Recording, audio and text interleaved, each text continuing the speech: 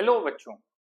इससे पहले हमने ये देखा था कि जेंडर और पॉलिटिक्स के बीच का क्या इंटरेक्शन होता है, किस तरह के रोल्स होते हैं, किस तरह से प्रपोर्शनेट वे में जेंडर इम्पैक्ट करता है सोसाइटी को,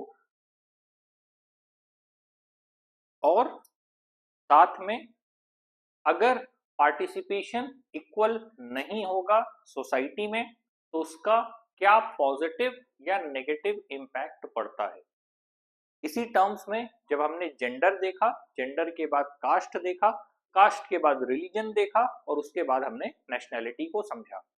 इसी टर्म्स में जब हम बात करते हैं रिलीजन की, तो जब रिलीजन अलग अलग होते हैं तो स्वाभाविक सी बात है उनमें आपस में टकराव की आशंका हमेशा बनी रहेगी। कई बार लोग रिलीजियस हेट्रेड मतलब धर्म से संबंधित किसी तरह की नफरत या ईर्ष्या को फैलाने का काम भी करते हैं।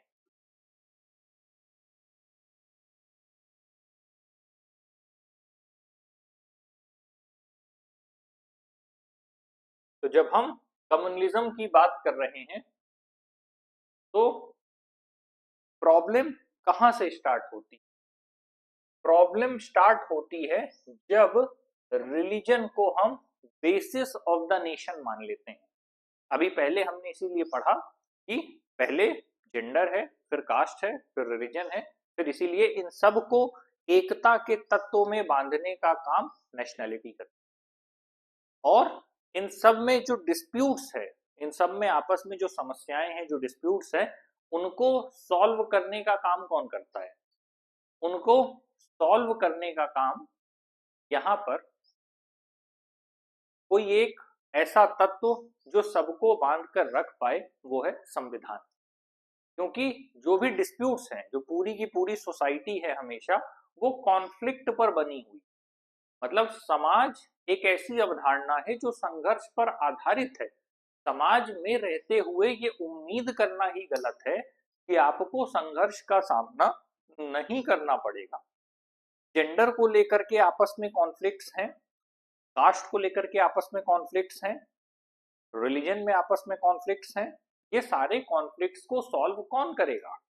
किसी भी तरह का डिस्प्यूट होता है, अभी हाल में ही यूजीसी एक्ट आया, भले ही उसका उद्देश्य कास्ट को लेकर के जो डिस्क्रिमिनेशन है उसको कम करना था, लेकिन उसकी बजाय डिस्क्रिमिनेशन और बढ़ गया। तो किस तरह से उस डिस्क्रिमिनेशन को रिड्यूस किया जा सकता है, पहला सवाल ये है। और अगर जो भी आपस में डिस्प्यूट सामने आए हैं, जो भी प्रॉब्लम सामने आई हैं, उनसे हम कैसे निपट सकते हैं, ये हमें समझना होगा। तो इन सब के लिए हमारा जो बेसिस है नेशन का, वो क्या होना चाहिए? तो हमारा बेसिस है कॉन्स्टिट्यूशन, क्योंकि संविधान हर मुद्दे पर बात करता है, धर्म की हो, जाति की हो, लिंग की हो, सब में समानता की बात करता है। इसीलिए उसमें फंडामेंटल राइट्स प्रॉपर दिए हुए हैं, उसमें सारी पावर्स मेंशन की गई हैं। अब आप सोचें कि किसी भी रिलीजन रिलीजन कोई भी हो, कल को आप कह दीजिए कि इस्लामिक स्टेट बनेगा, मतलब जो भी अरब देश हैं वहां पर आए दिन ये लड़ाई होती है कि वो इस्लामिक स्टेट बनाना चाहते हैं। अक्सर आईएसआईएस और जितने भी जो छोटे छोटे संगठन हैं, उनकी क्या कोशिश है? उनकी कोशिश रहती है कि देश के संसाधनों पर और एक बड़े क्षेत्र पर अपना एकाधिकार स्थापित कर सके। तो इन सारी समस्याओं का जो बेसिस है वो क्या है? अगर रिलीजन को बेसिस ऑफ द नेशन बनाएंगे तो वो प्रॉब्लम हो जाए। ये एक ऐसा तत्व है जिसे हटा नहीं सकते, लेकिन बेसिस ऑफ द नेशन हमेशा कॉन्स्टिट्यूशन ही रहेगा, क्योंकि उसी से पूरा फ्रेमवर्क काम करता है। इससे पहले हमने नॉर्दर्न आयरलैंड का एग्जाम्पल देखा था, जो कि हमें बताता है इस तरह के खतरों के बारे में। जब हम नेशनलिज्म में इस तरह के रिस्क उठाते हैं जहां पर हम रिलीजन को, सब कुछ रिलीजन बहुत कुछ है, सब कुछ नहीं है, ये फर्क समझना होगा। तो जो प्रॉब्लम है वो कब ज्यादा बढ़ जाती है? जब उसका जो एक्सप्रेशन का फॉर्म है वो पॉलिटिक्स में आ जाता है। Religion as a religion express होना चाहिए। अगर आप धर्म को धर्म की तरह दिखाते हैं, धर्म को आस्था के साथ जोड़ते हैं, धर्म को जीवन के मानवीय मूल्यों के साथ जोड़ते हैं, तो इसकी तो उम्मीद ही की जाती है और इसी से एक समाज सफल बनता है। लेकिन जब शासन और प्रशासन धर्म से संचालित होने का प्रयास करने लगेंगे, तब समस्याएं पैदा होगी। समाज को संचालित करने के लिए धर्म एक महत्वपूर्ण रास्ता है, लेकिन उसमें हम ये उम्मीद नहीं कर सकते कि राष्ट्र को धर्म के आधार पर संचालित करेंगे, क्योंकि अगर रिलीजियस फॉर्म में एक्सप्रेशन आएगा तो उसकी वजह से अपने आप सबसे पहला जो रीजन होगा वो विभाजन पैदा करेगा।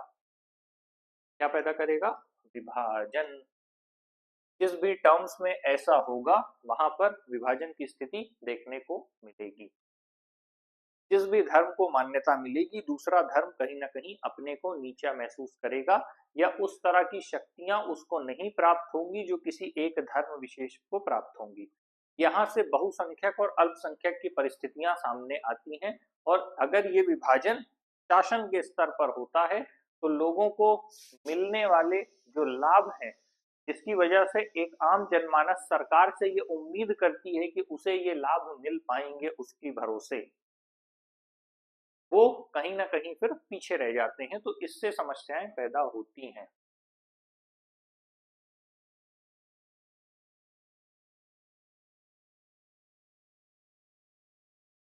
और जब शासन में किसी एक धर्म को महत्ता मिलती है तो दूसरा धर्म अपने आप नीचे होने लगता है। तो जो भी धर्म विशेष ऊपर आता है, उस धर्म विशेष के लोगों को शक्तियां और विशेषाधिकार प्राप्त होने लगते हैं, जो नीतियां हैं वो उनके हक में बनने लगती हैं। इसकी वजह से जो दूसरा धर्म है वो अपने आप कहीं ना कहीं खुद को नीचा महसूस करता है, पीछा मतलब पीछे रह जाना महसूस करता है, या फिर जो मुख्य वर्ग है उससे खुद को कटा हुआ मानने लगता है।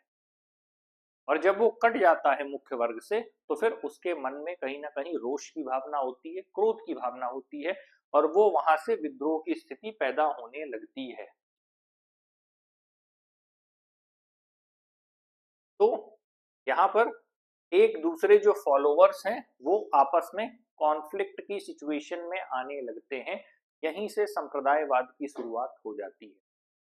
यहाँ पर भी अलगाव होगा, अलगाव की वजह से ही सारी समस्याएं शुरू हो जाती।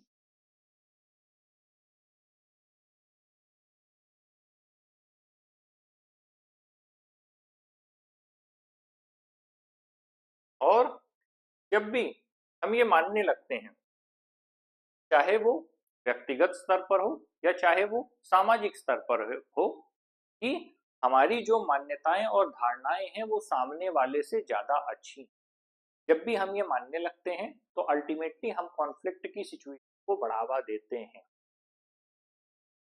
कब? जब हमारा ये बिलीफ होता है कि एक रिलीजन जो अपने को सुपीरियर प्रेजेंट कर रहा है, किससे?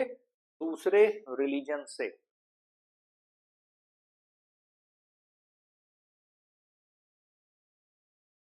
जो अपने आप को सुपीरियर प्रेजेंट करता है या मानने लगता है, जैसे लोग अक्सर कहते हैं कि अगर किसी धर्म विशेष को आप मानते हैं बहुत अच्छी बात है, लेकिन अगर मैं कहूं कि मेरा ही धर्म श्रेष्ठ है और उसके बाद किसी दूसरे धर्म को जगह नहीं मिलनी चाहिए, तो मैं कॉन्फ्लिक्ट को जन्म दे रहा हूं। या फिर ये मेरी एक सोच है, मेरी एक मानसिकता है कि मैं सिर्फ अपने ही धर्म को श्रेष्ठ मान करके चल रहा हूं। तो ऐसे में संभवतः जो भी संघर्ष की परिस्थितियां हैं वो पैदा होने लगेंगी। और जब एक धर्म विशेष को ज्यादा हम बढ़ावा देने लगते हैं तो लोग फिर अलग अलग ग्रुप्स को फॉर्म करने लगते हैं, और उस ग्रुप को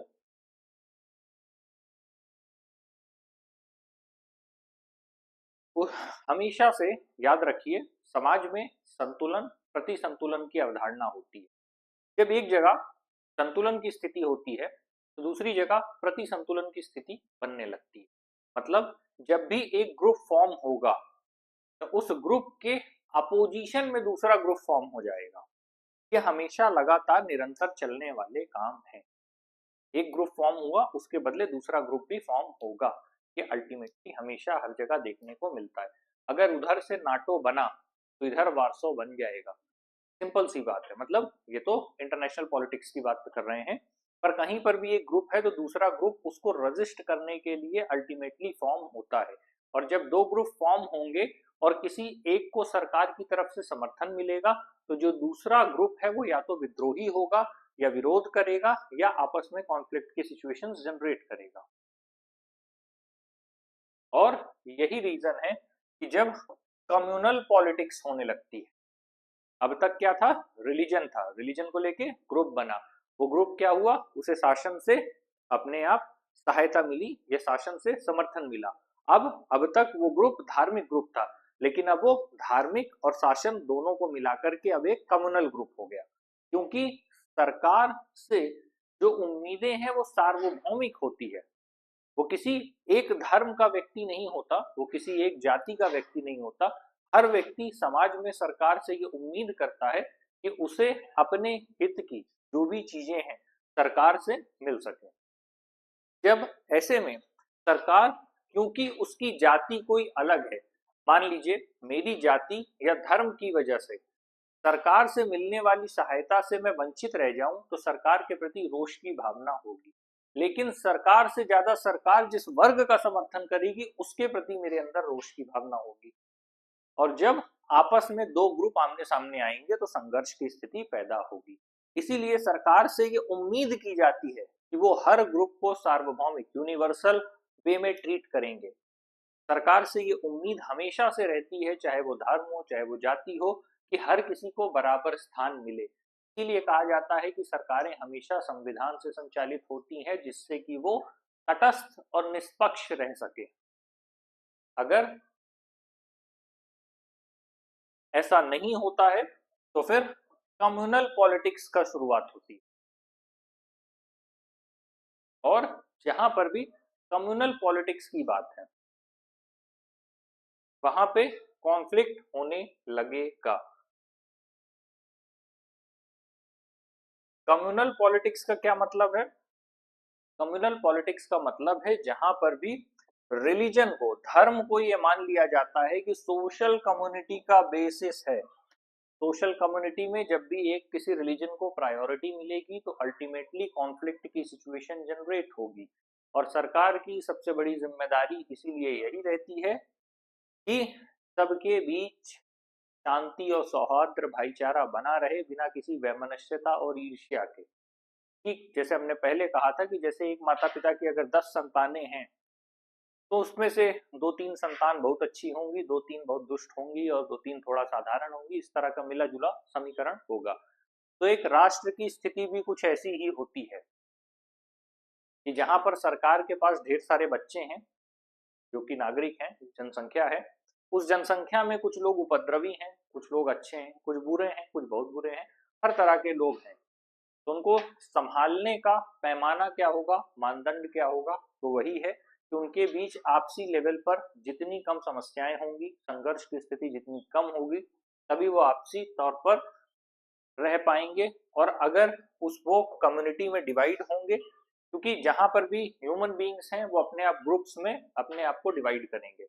और जब वो ग्रुप किसी एक रिलीजन की तरफ घुस जाएगा, मतलब झुक जाएगा, तो उसकी वजह से जो बेसिस ऑफ सोशल कम्युनिटी है वो चेंज हो जाएगी।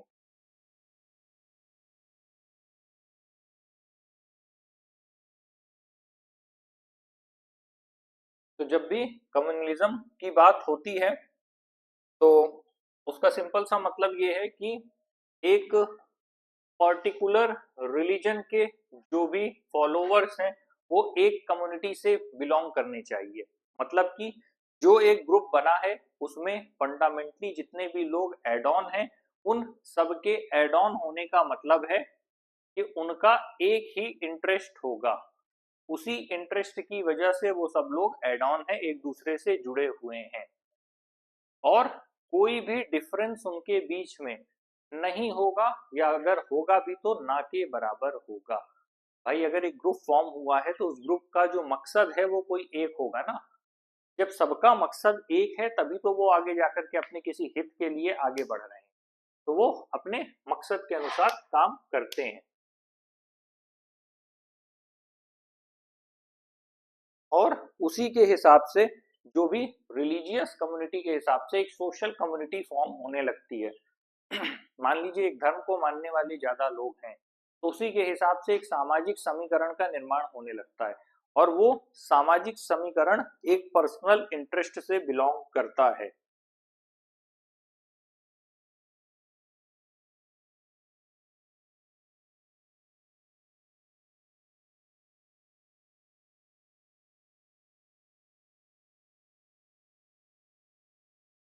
कई बार हम ये देखते हैं कि जो पॉलिटिक्स में है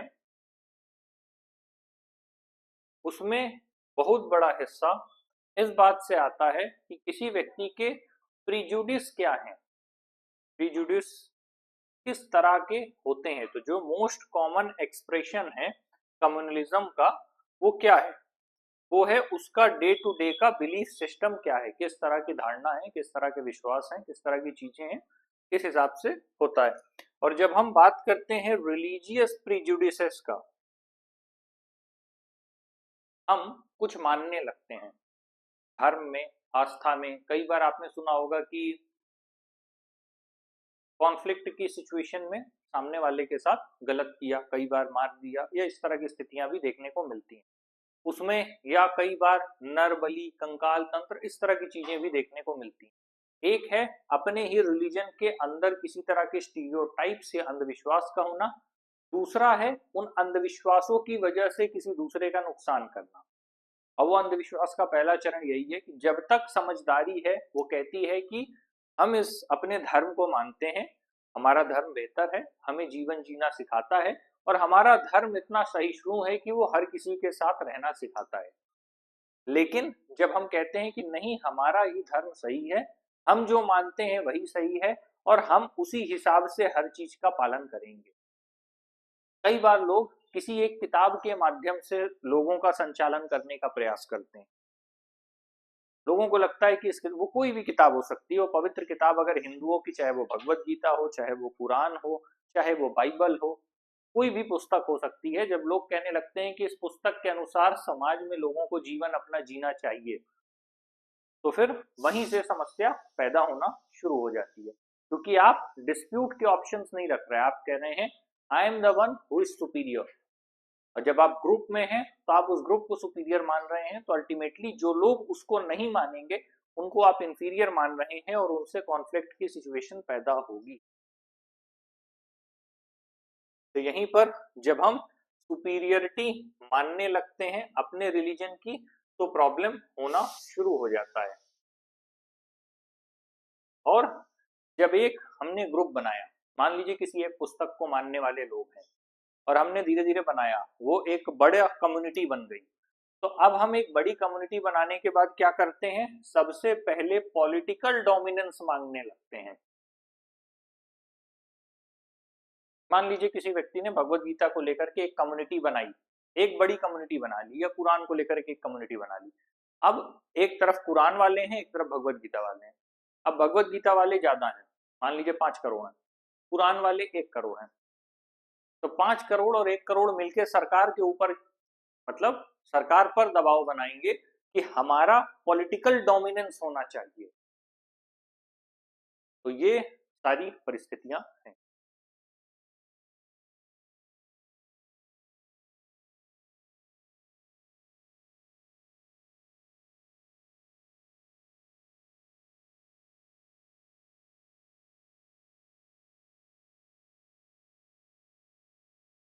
तो जब कम्युनिटी मेजॉरिटेरियन डोमिनेंस के नाम पर होती है, जब एक कम्युनिटी अपने को फॉर्म करती है और सरकार से अपना डोमिनेंस मंगवाना चाहती है, वो डोमिनेंस क्यों क्रिएट करना चाहती है, उस क्रिएशन ऑफ डोमिनेंस के पीछे भी तो कोई रीजन होगा। वो डोमिनेंस इसलिए क्रिएट करना चाहती हैं क्योंकि with the help of power वो अपने को और बड़ा बनाना चाहते हैं, और सक्षम बनाना चाहते हैं, और लोगों तक पहुंचना चाहते हैं, गवर्नमेंट के रिसोर्स रखना चाहते हैं, गवर्नमेंट की पॉलिसीज अपनी तरफ घुमाना चाहते हैं। अब यहाँ पर फर्क आ गया। अब सरकार यहाँ पर है, एक तरफ पुराण वाले हैं, एक तरफ भगवत गीता वाले हैं। अब जो भगवत गीता वाले हैं 5 करोड़ हैं, सशक्त हैं, इधर पुराण वाले हैं, दोनों डोमिनेंस मांग रहे हैं। क्या सरकार को किसी भी तरफ झुकना चाहिए? तो जवाब है नहीं, सरकार को दोनों में से किसी भी तरफ नहीं झुकना चाहिए, क्योंकि सरकार से ये माना जाता है कि वो संतुलन के साथ निष्पक्ष रहते हुए भेदभाव रहित नीतियों को बनाने में सक्षम होगी। तो वो अपने ब्यूरोक्रेसी के साथ, अपने सिस्टम के साथ कोऑर्डिनेट करते हुए दोनों ग्रुप्स को इक्वल ही ट्रीट करे। अगर किसी एक ग्रुप की तरफ सरकार झुक जाती है तो इसका मतलब उसने अपना जो पॉलिटिकल डोमिनेंस है एक पार्टी को दे दिया, मतलब एक तरफ, एक पक्ष को दे दिया। और जब उसने एक पक्ष को अपना पॉलिटिकल डोमिनेंस दे दिया तो अल्टीमेटली वो सारी पॉलिसी, सारी प्रोसेस को अपनी तरफ झुकाएंगे। और जब वो झुकाएंगे, उससे लाभान्वित होंगे, तो उससे दो नुकसान होगा। पहला, सरकार की मूल भावना नष्ट हो जाएगी। जो सरकार की संप्रभु होने की मूल भावना है, सोवरेन होने की जो भावना है, वो कहीं ना कहीं नष्ट होगी। दूसरा, सरकार जो भी चीजें करेगी वो एक बायसनेस के साथ सामने आएगी। तीसरा, एक पक्ष के साथ अल्टीमेटली दुर्व्यवहार होगा, एब्यूज होगा, और उसके हित में फैसले होना बंद हो जाएंगे। तो यहाँ पर सरकार से उम्मीद होती है कि वो अपने संतुलन के साथ अपने आप को बना के चलें। और लंबे समय पर जब यही दो कॉन्फ्लिक्ट करेंगे आपस में, यही दोनों जो ग्रुप हैं सरकार के लिए आपस में लड़ेंगे, तो आपस में कई बार ये खूनी हिंसा में तब्दील होता है, कई बार ये संघर्ष की अवधारणा में सामने आता है, कई बार ये एक दूसरे की लाइफ में प्रॉब्लम्स क्रिएट करने के तौर पर सामने आता है। आप अक्सर सुनेंगे जब भी कोई त्योहार मनाया जाता है, न्यूज़पेपर में अक्सर आता है कि प्रशासन ने बहुत ही कुशलता पूर्वक सारे व्यवस्था का जो भी प्रबंधन था किया, और उसकी वजह से बिना किसी मारपीट, लड़ाई झगड़े के ये पूरा त्योहार संपन्न हुआ। तो ये जो हर बार त्योहार को लेकर के जो लाइन आती है वो सिर्फ इसीलिए है क्योंकि कहीं पर भी पॉलिटिकल डोमिनेंस लेने के लिए रीजनल लेवल पर जो अलग अलग ग्रुप्स फॉर्म होते हैं वो आपस में लड़ने को तैयार बैठे होते हैं। यही कम्युनलिज्म है, और सरकार इसको सिर्फ रोक सकती है with the help of police as well as proper teams of welfare. जितनी भी वेलफेयर स्कीम्स हैं, जब वो दोनों को बेनिफिट करेंगी तो अल्टीमेटली संघर्ष की जो अवधारणा है वो कम से कम होती चली जाएगी। और जब यही बिलोंगिंग बढ़ती जाती है किसमें? माइनॉरिटी कम्युनिटी में। जैसे आप सुनेंगे अक्सर कि लोग अपने की एक अलग से जो पार्टीज हैं रीजनल लेवल पर, जैसे भीम आर्मी हो गई, भीम आर्मी का क्या है कि जहां कहीं हमारी जाति से संबंधित लोगों को समस्या होगी हम वहां पर प्रेजेंट होंगे। ठीक उसी तरह जैसे रिलीजन को लेकर के लोग पार्टी बना लेते हैं, अलग अलग स्टेट्स में जो बनी हुई है, उनका क्या है? उनका सिंपल सा रीजन सिर्फ यही है क्योंकि उन्हें अपने हिस्से में अपने लोगों के लिए सरकार से मांगे मनमानी होती है, इसीलिए वो एक अलग से ग्रुप फॉर्म कर लेते हैं। इसीलिए इसे लिखा है form desire to form a separate political unit. कब होता है? Minority community. माइनॉरिटी कम्युनिटी कब हो जाती है? जब सरकार किसी को अनदेखा करना शुरू कर देती है। अभी यही बात बताई ना, एक तरफ 5 करोड़, एक तरफ 1 करोड़, लगातार अपनी तरफ खींच रहे हैं, एक पॉलिटिकल डोमिनेंस बनाने की कोशिश कर रहे हैं। अगर सरकार तटस्थ होकर दोनों को बराबर हर चीज देने में सक्षम है तो किसी तरह का संघर्ष नहीं होगा। यदि सरकार एक तरफ झुकती है तो अल्टीमेटली समाज में एक क्यूओस जनरेट होगा और दूसरे वर्ग को ज्यादा फायदा देखने को मिलेगा।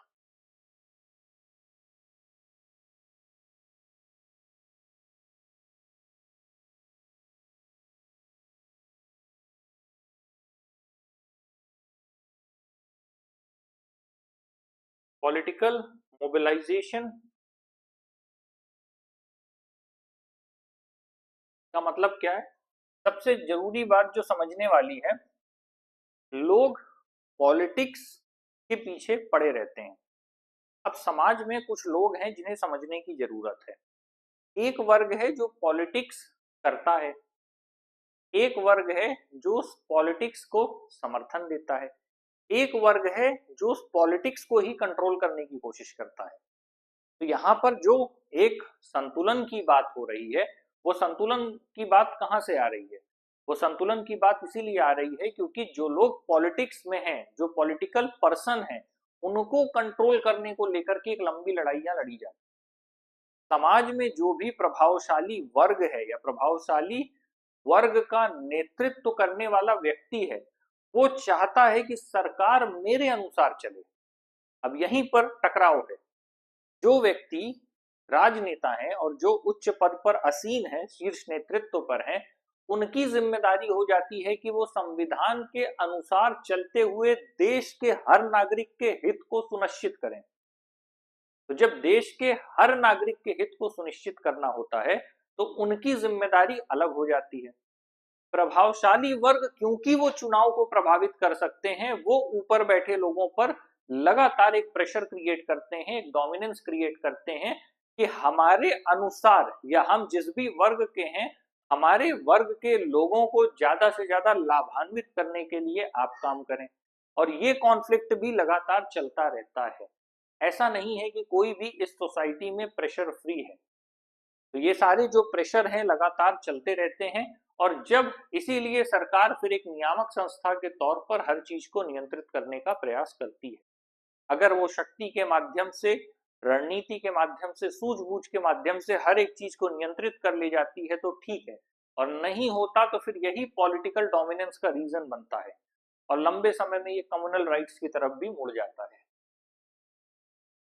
तो ये एक लगातार पैरेलल होने वाली प्रॉब्लम है।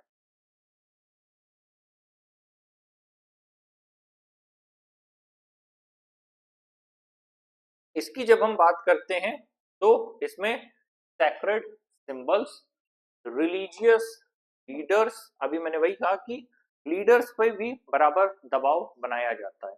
अब ये दबाव इस तरह से काम करता है कि मान लीजिए ये पार्टी पे शीर्ष पर बैठने वाले नेता हैं, ठीक, इसके नीचे वो लोग हैं जिनको हम कार्यपालिका, विधायिका, न्यायपालिका, उन सबको कहते हैं। तो जब किसी भी लीडर पर इन्फ्लुएंस डालने का काम होता है तो सिर्फ ऊपर बैठे लोगों पर इन्फ्लुएंस नहीं डाला जाता, वहां पर बैठे लोगों को धीरे धीरे करके अपने पक्ष में करने का काम किया जाता रहता है। इसी को कहते हैं लंबे समय में पॉलिटिकल डोमिनेंस।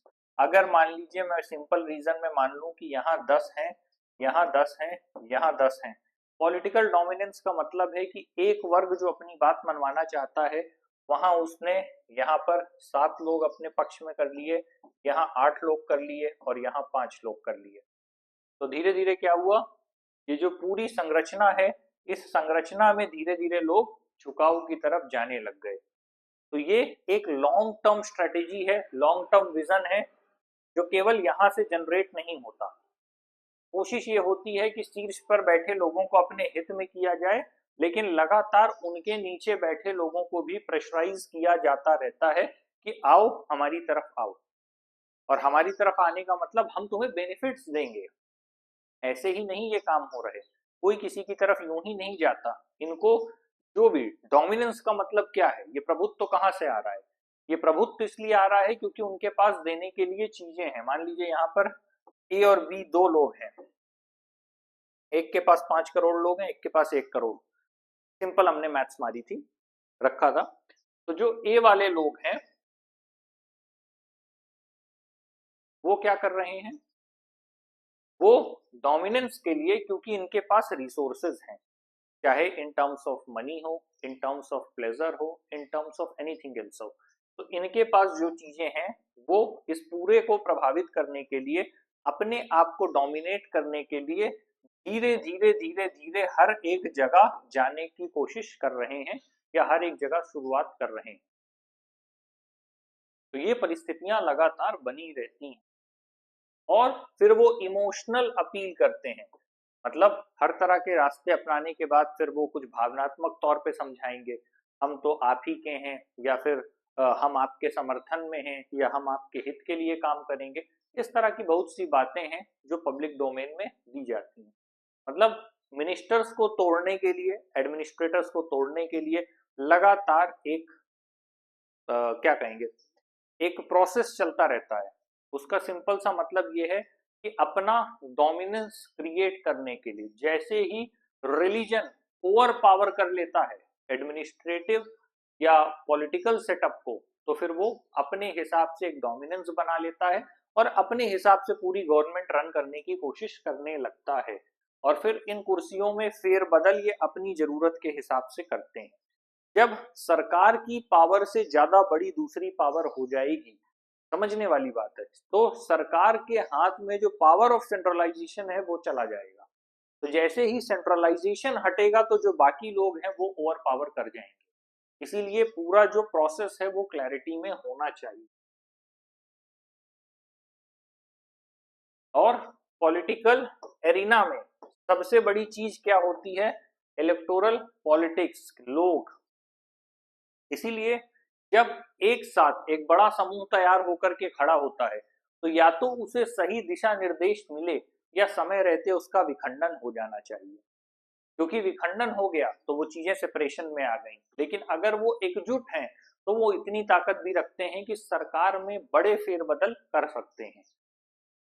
ये समझने वाली बात है।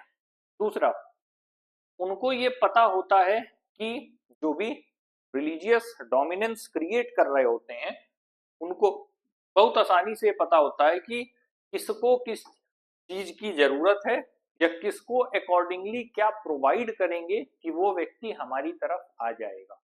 क्योंकि इनके पास सपोर्ट है तो ये इजीली किसी को भी रिप्लेस कर सकते हैं, यहां से यहां, यहां से यहां। तो रिप्लेस करने की पावर भी फिर इनके पास आ जाती है। तो इसीलिए या तो संरचना केंद्रीकृत हो या समय रहते वो हटा दी जाए। फिर ये तय करते हैं कि किस तरह के इंटरेस्ट होने चाहिए, किस तरह के प्रेफरेंसेस होने चाहिए, किस तरह की इमोशनल रिक्वायरमेंट होनी चाहिए। फिर ये हर चीज को अपने हिसाब से चेंज करने की कोशिश करते रहते हैं।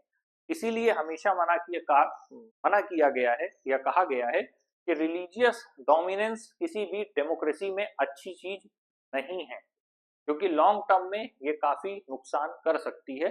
ज्यादातर लोगों के इरादे सही नहीं होते।